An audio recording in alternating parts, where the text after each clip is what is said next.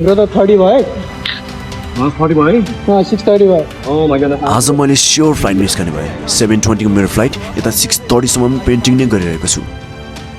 How did we end up in this situation अनि यो बिहेमा के भएको थियो welcome to day 2 of my Asoj series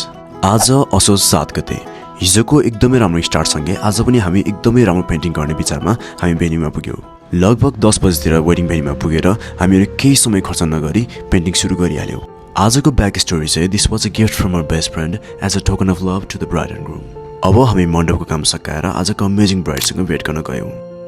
आजको ग्रुमको एन्ट्री थोरै ढिलो हुने खबर आएपछि हामीहरू थोरै बढी समय लिएर पेन्टिङ कन्टिन्यू गर्न थाल्यौं अनि फाइनली आजको हाम्रो ग्रुमको एन्ट्री हुन्छ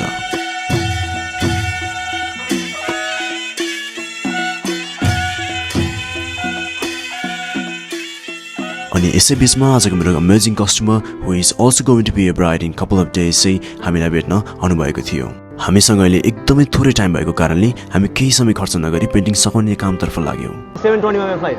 6:17 भइसक्यो चले छ हामी गरे भोलिपल्ट त कहीँ जानु छैन होला नि छ ल बरबा And now this was the time to hand over the painting to the bride and groom. यसरी उहाँहरूको यस्तो राम्रो रियाक्सन देखेपछि we can call this day a grand success. हजुरहरू पनि आफ्नो बिहेमा या आफ्नो स्पेशल पर्सनको बिहेमा यस्तो पेन्टिङ दिन चाहनुहुन्छ भने मलाई पक्कै पनि कन्ट्याक्ट गर्नु होला अब भोलिको वेडिङ पेन्टिङको लागि मलाई एकदमै ढिलो भइसकेको थियो अब did I make it to the venue? We'll see you in the next video.